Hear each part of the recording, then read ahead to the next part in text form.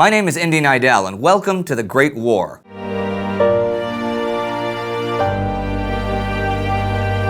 We left off last time with the Austro-Hungarian Empire declaring war on the Kingdom of Serbia, and I'm going to begin today with a couple of telegrams.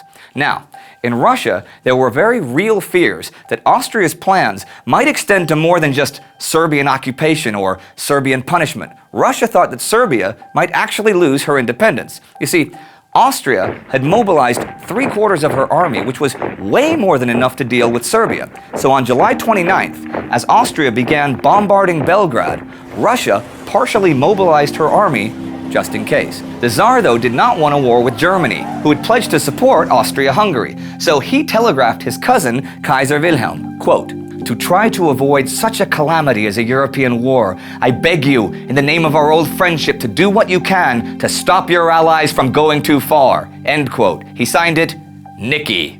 At the same time, the Kaiser was telegraphing back, quote, "I am exerting the utmost influence to induce the Austrians to deal straightly, to arrive at a satisfactory understanding with you." End quote. This was signed, Willie. However, that same day, the German fleet began to mobilize, and in response, the British fleet was sent to its war stations in the North Sea in case of a possible attack. Now, at that point, the allied pair of France and Russia were putting pressure on Britain to declare that in case of a German attack on Russia's ally France, Britain would join the war. But Britain, especially the Foreign Secretary Sir Edward Grey, wouldn't commit. Okay, important stuff now. Germany told Britain in a secret message that if Britain remained neutral, Germany would take no territory from France except her colonies.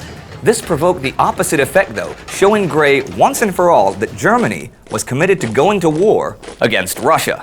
Now, in Russia on the 29th, there was no declaration of war, but a draft of nearly 6 million men began, and the army was already moving towards the Austrian border. And it was at 5 p.m. on July 30th that the Russian general mobilization began. See, the Tsar finally signed this order because of partial German mobilization and his worries about being unready on the Polish front. It all actually got a little confusing here.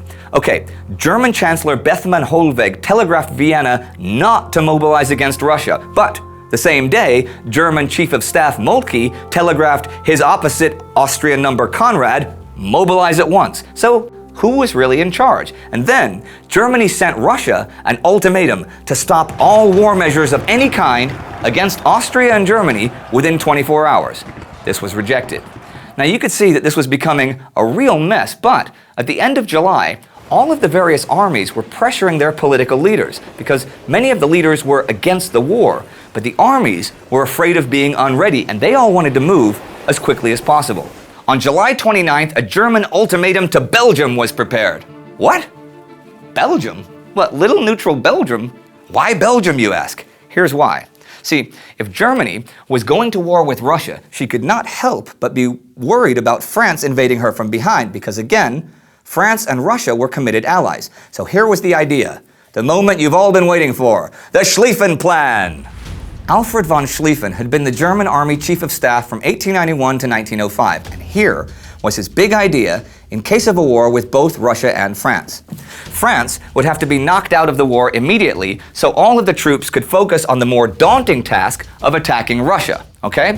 So Germany would make a swift attack through Holland and Belgium, completely bypassing the heavily defended Franco-German border and sweeping down into Paris from the north. Moltke streamlined the plan a bit by skipping Holland, but the idea was to take Paris within 6 weeks and thus avoid a two-front war. Now we'll go into that in more depth later. But Belgium was neutral, and Britain had a treaty with her.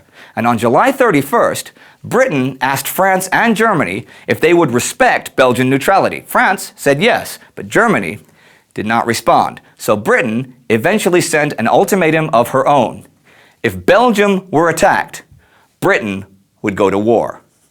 In all of these countries, people were enlisting like crazy, and nationalistic fever was going off the rails. In France, for example, Jean Jaurès, leader of the Socialist Party, who was appealing to all the European working classes to stop the war, was assassinated on the 31st.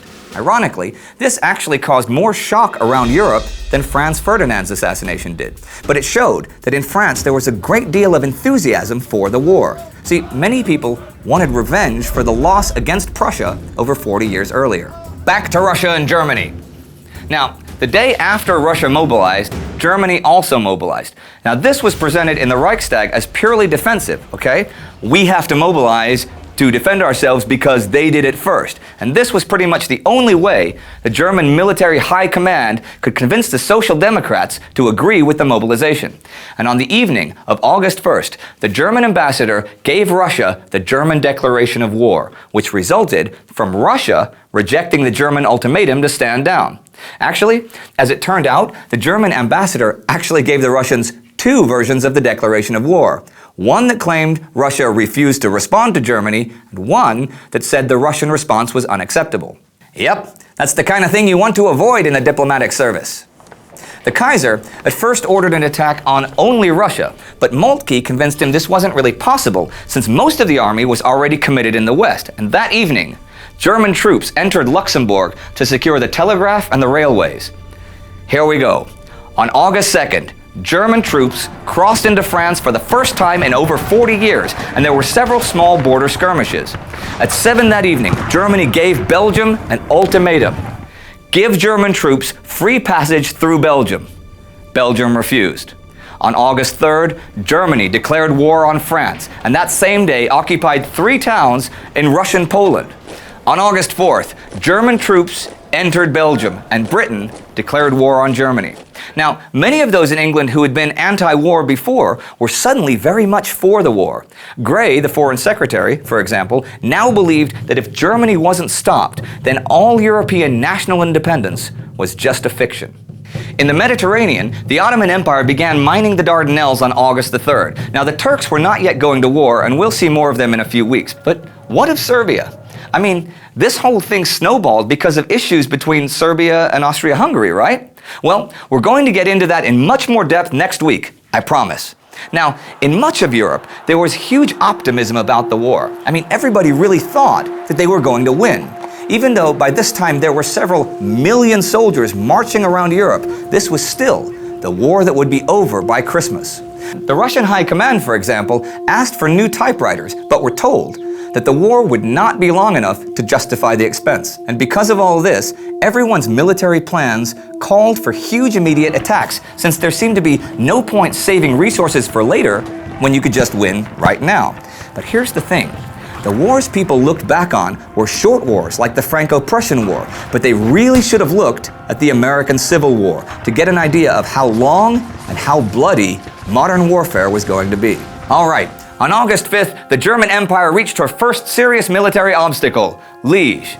Now, that day, the Germans failed to take any of the 12 forts of the city. Ludendorff managed to enter Liege on the 7th, but taking the forts was necessary for the German advance. Germany brought in her big guns, and this was accomplished in only a few days. But this is really important. You see, France and Belgium had strategically placed fortresses all over them. They were very expensive and heavily defended. But one of the first things the war showed was the technological advance in artillery. Heavy howitzers could bombard fortresses from 10 miles away without real fear of retaliation. And the fortresses were just sitting ducks. So all of the fortresses attacked in 1914 fell real quickly, and all that money and all that effort to build them up was for nothing. So, to bring us up to date, on August the 6th, Austria-Hungary officially declared war on Russia, and Serbia declared war on Germany. If you want to know what happened in the last episode, click right here, and let me know how you liked it. And if you have any questions, comments, or thoughts, put them in the comments below. Now, if you follow us on the other social media platforms like Facebook and Twitter, you can learn more about the Great War. We have behind-the-scenes footage and all kinds of other background information for you.